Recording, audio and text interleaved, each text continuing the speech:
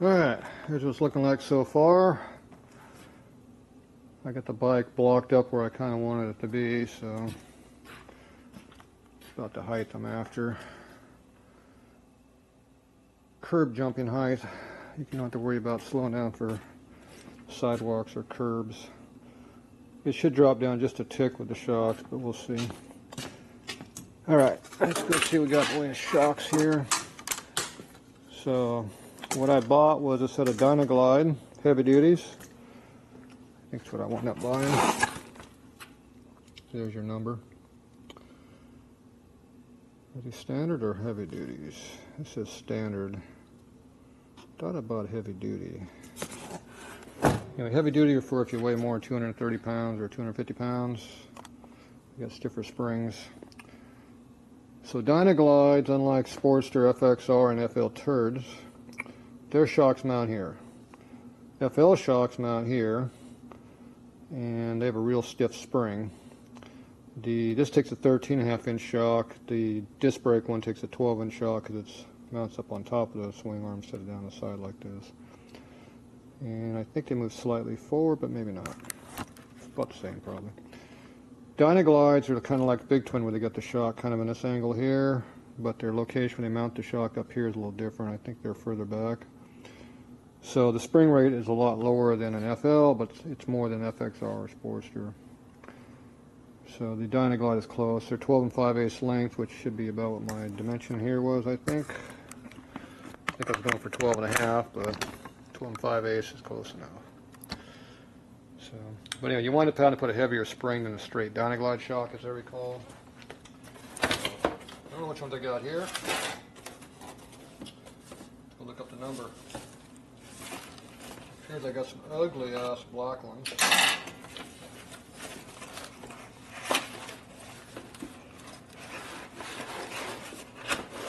Stuff's really hard to come by right now. So I got me some blacky ones. Now, first thing I don't want is I don't want all these covers and crap on there. So let's see what we got to work with here. Good, the bike's going to drop a little bit. That's a plus. It's hot in here right now. I cut the studs down to 1/2-inch shanks on them from the 5/8 that they normally run. So that's a plus too. Alright. So let's get the bike up in the air here a little bit. Yeah.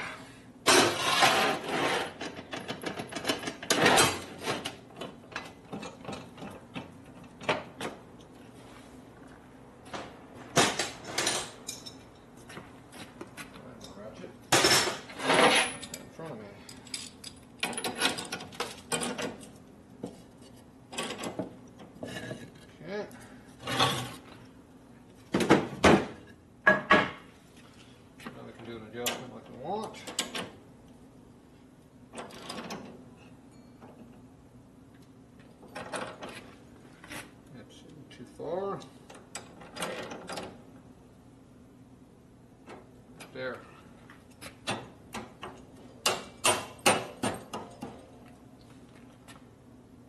Definitely got to move the shocks in further than what they are. I don't like them where they're at right now. Trying to get rid of ugly shocks, not making them better. So I shortened my studs way up to move them way in, but looks like these shocks are made different than that other set I had.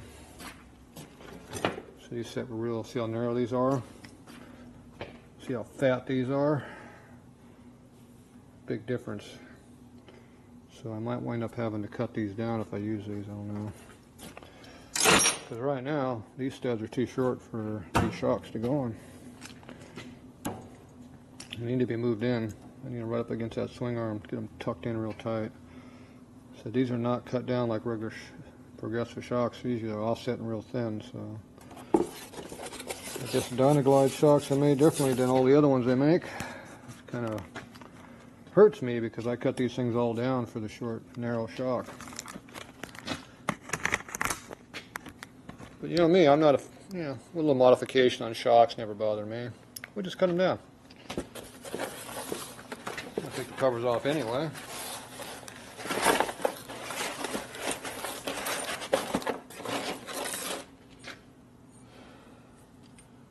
Let's see what this one does. So how equal they are. Not quite. There it goes.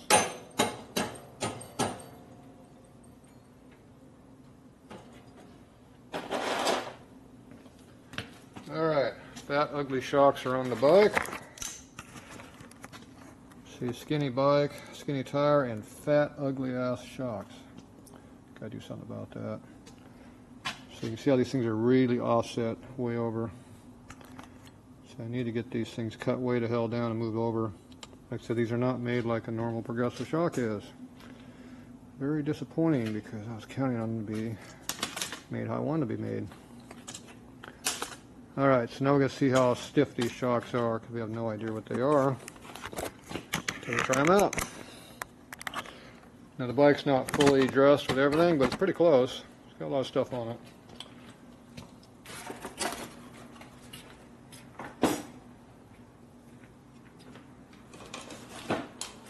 You guys see up here, so I got something to pound my butt on.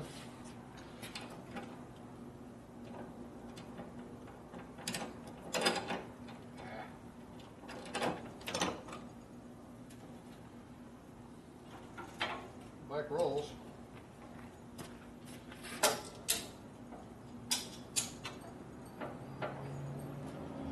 She rolls.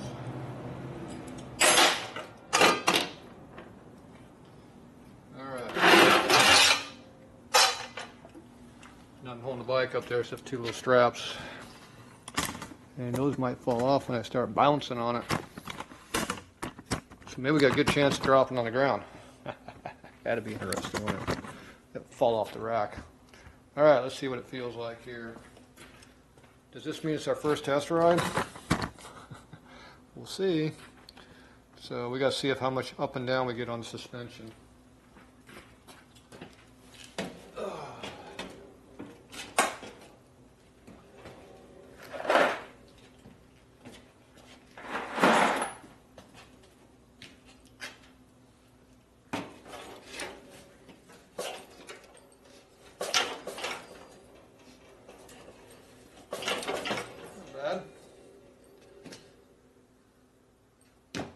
Bars aren't too good, you sit your butt low enough. If you have forward pegs up here, you'll be alright. I like boards, but you'd be higher up with the board.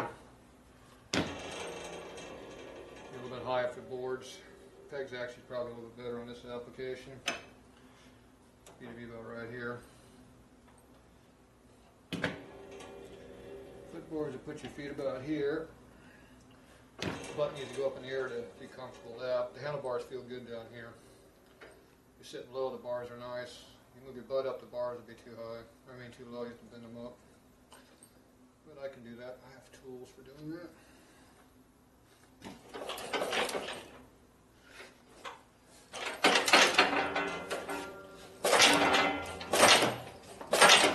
It's about equally sprung.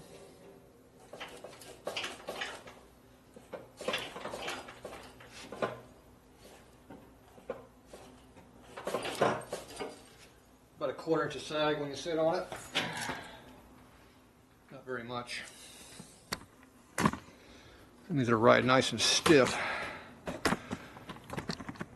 So these springs are a little on the stiff side. So I don't know which ones I ordered, so I have to go read the box. But if I weighed 200 pounds it'd be fine, but I don't weigh 200 pounds. So I'm going to push on the struts back here and get more of an idea of what kind of up and down we're going to get here. So we'll just push on the struts, see what happens. Got more leverage here than your butt being up on it. Be like hitting a big bump. You have to worry about bottoming out.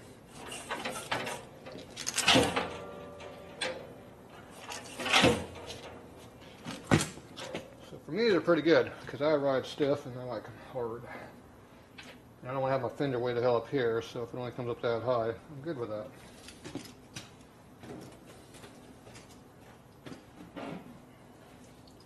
I think for me they're good, except they're made wrong. Here's our fat boy front fender I wanted to use.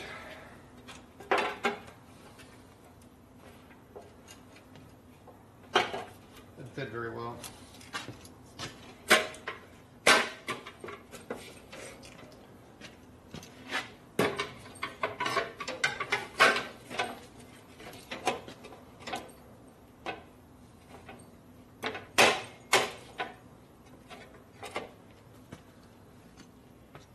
Kind of like that.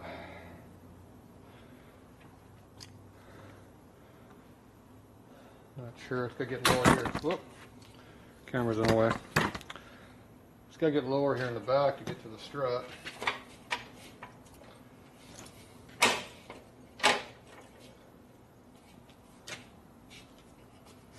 Tire would be so close, you'd probably hit the tire. I can move the struts up by slotting the holes out, doing what I need to do to the tire, get it up higher if I need to. There we go. Put it down where I wanted it now. There we go. Something like that's what I was shooting for. A little bit less tail in the back probably, but I can't rotate it around far enough yet. We're hitting on things.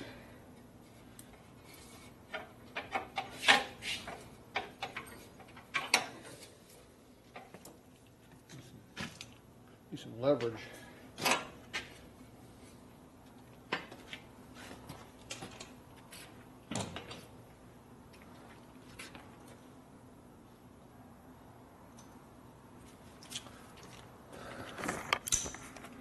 The idea you want to get this even with the strut. So I got the ducktail over here. I didn't want to have the ducktail back in on the back of my fender. So right now I'm burying it. Eventually I might cut it off, I don't know. I like running the fender way down to the inside like a rigid frame. That way it keeps everything nice and clean. As you rotate this around, it'll do what you need. But right now the fender's a little on the fat side here. It doesn't want to let me rotate it around like that. So me being me, I just force it. If I hit with a big ass hammer, go put it in the press, probably does the same thing. Let's see what we can do. There you go. Manhandling.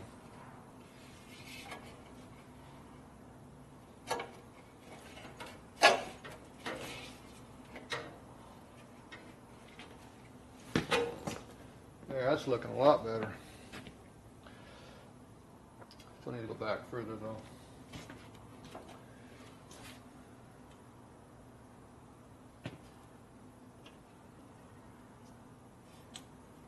Then go forward by another inch.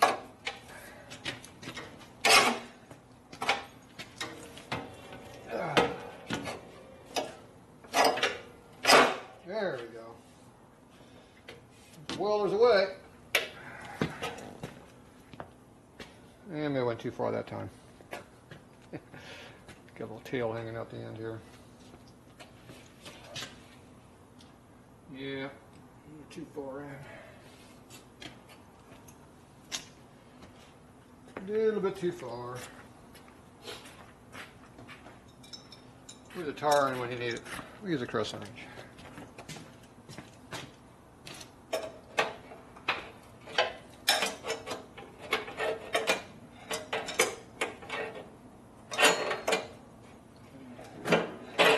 It's too big though. Get in there. Tire on it. Yep. I went too far.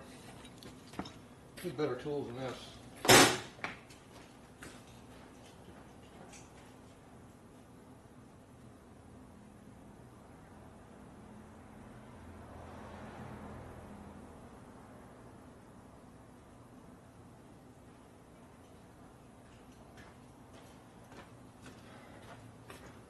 When you need a tire iron, you need a tire iron. They're just made for doing stuff like this.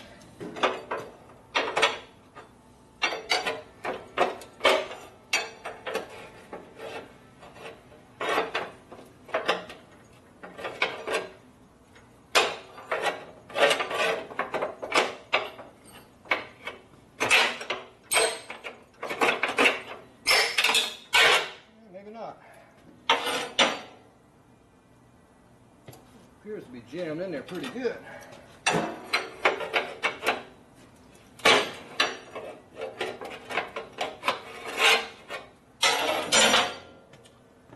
think somebody jammed in there pretty good.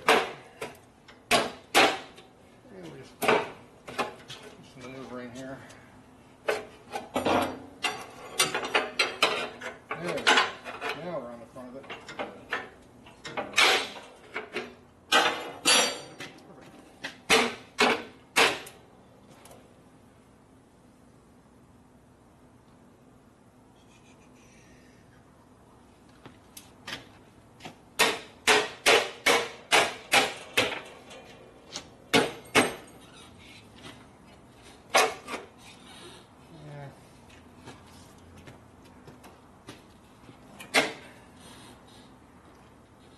Not quite fitting right.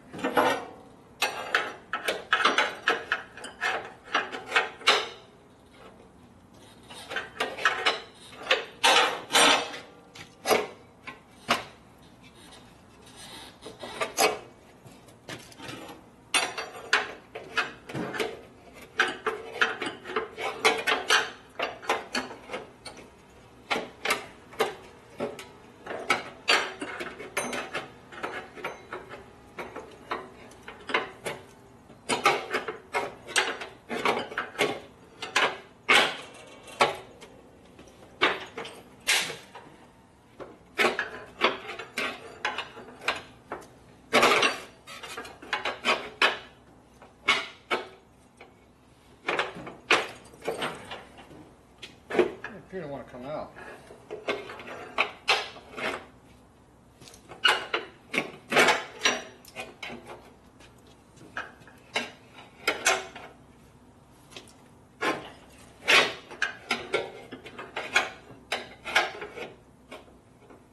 There we go.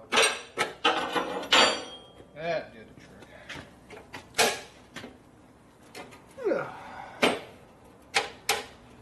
Struts up a little bit.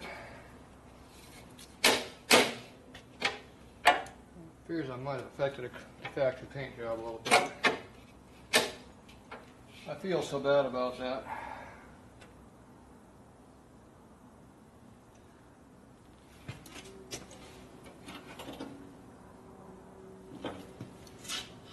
Alright. I think we're close though. Could do a little fine tuning, but we're getting pretty close. So I got the ducktail laying on top of the back of the battery box mount instead of being below it like it was. So you can see how it's sticking up on top. I had it down on top of this bracket here, which is an inch lower. That was too far. So these struts need to be re-drilled and moved up. That'll bring this up to the tip right here. This is a damaged fender, but I like it better than the aftermarket one, so I'll just beat on it and square it up a little bit. The fender's a little bit too wide, so we need to narrow it up a little bit, or widen things a little bit. So we have a spacer right here issue, right there. So what we can do is we can modify the frame. You go here and grind this down right through here on both sides. That'll increase it by 1/4 inch out, which will help us on our fender width. If we want to keep the little narrow fender, because we got the narrow tire, then we need to go in here and re-bend the sheet metal through here a little bit with a hammer and kind of peen it out a little bit and try to make it thinner. That's a little bit harder to do, because see how it buckles when you do that. So the easiest thing to do is to actually just move the strut out so it's flush with this. Would be the best way of doing it. So modify that frame.